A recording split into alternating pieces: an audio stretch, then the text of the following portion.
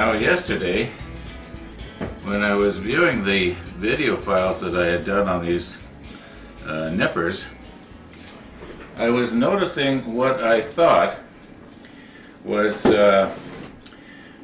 possible, I don't know if you call it corrosion or flaws on the right along the sharp edge that does the actual cutting. I thought that just doesn't look right there. But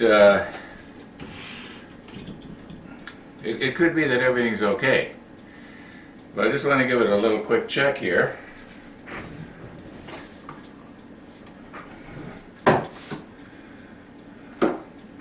This is my homemade light. This thing, by the way, it's actually a light ring that you would put on a lens. But I had extra adapters, so I glued one to the bottom of the microscope here, and it actually helps quite a bit.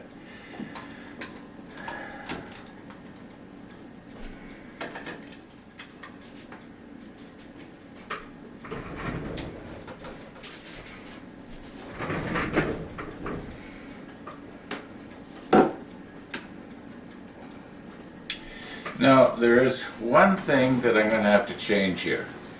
And I have this problem when I'm downstairs and I set this on my table saw as well.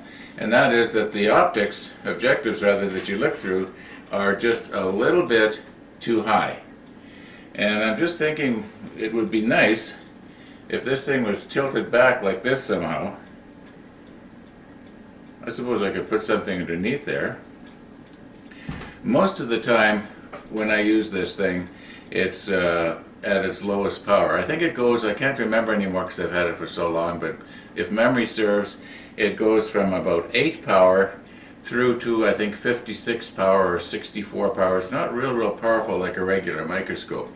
I do have a regular microscope. Starts out at 100 and then works its way up to 2000, I think.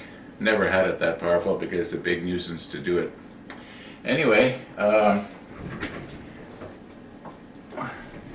to give you an idea, this magnifying glass is probably 3-4 power at the most, whereas this starts out at 8. So you got more than twice the power, and I'm looking at it in stereo.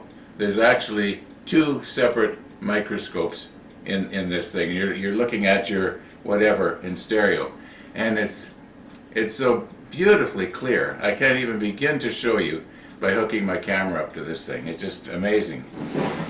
So if there's absolutely anything wrong here, I'm going to see it.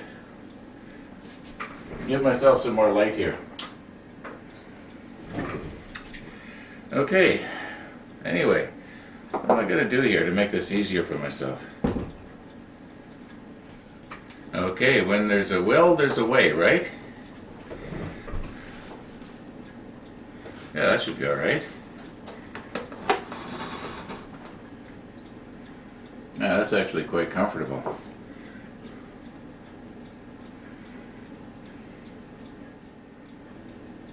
Okay.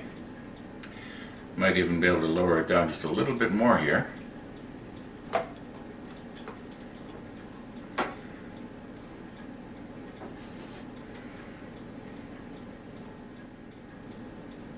I wish I could show you how sharp this is.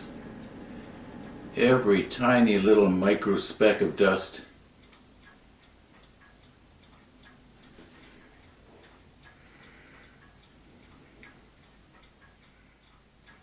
Okay, well, it's good news. There's nothing wrong with them at all. Looks like when I move them together, they just perfectly seal all the way along the entire surface or length of the cutting edges. Anyway, as you can tell, I'm sort of killing time here until the model store calls to say the model's in. Day before yesterday, one of the viewers called me, and among other things, he was saying, I guess you're starting to run out of things to video that are model related. You know, like this is, what are we now at, the number 24, I think, today? And yeah, I kind of am. I'm running out of things that are model related. Well, this sort of is related, because I might use this. Anyway, something else I want to show you. Now, yesterday I was looking at this little slide, And I don't know if you remember, but when I was testing out the airbrush a couple of days ago, I sprayed some of the acrylic paint on this slide. This side I've already removed, but it's kind of interesting. I was thinking now, what if the dried paint was to get on the inside of the airbrush and I forgot to clean it out? How would I dissolve that? And then I thought, well, I've got the isopropyl here. I wonder how well it would work. So I did a little test. I'm just going to show you how well it actually works here. We'll just zoom right in.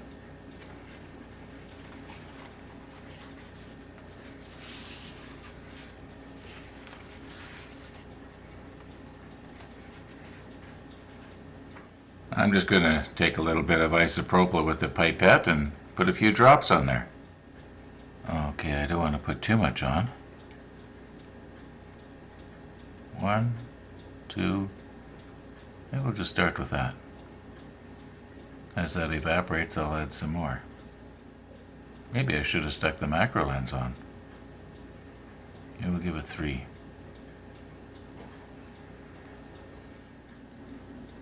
It has taken me about 5 minutes to switch lenses and refocus and everything here. And as you can see, it's starting to dissolve the paint. Maybe we'll give it a fresh drop here. Okay, 2 drops.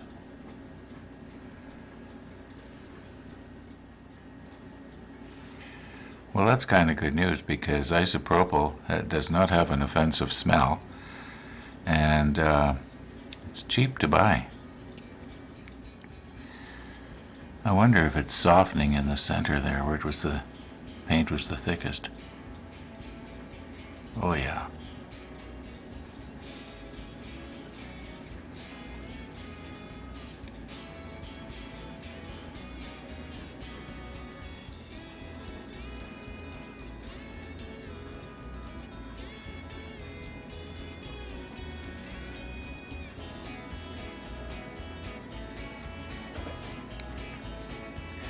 I suppose what I could do is put some in a little test tube and see if these little globs that are forming eventually completely dissolve and there's nothing left but the pigment.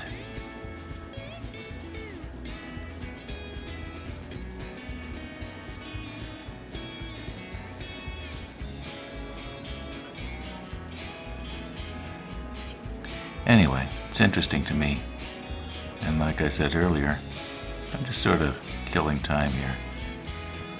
I've had 2 phone calls this morning already, both telemarketers. Each time the phone rang, I thought, maybe it's Cellar Dweller. Anyway, you get the idea here.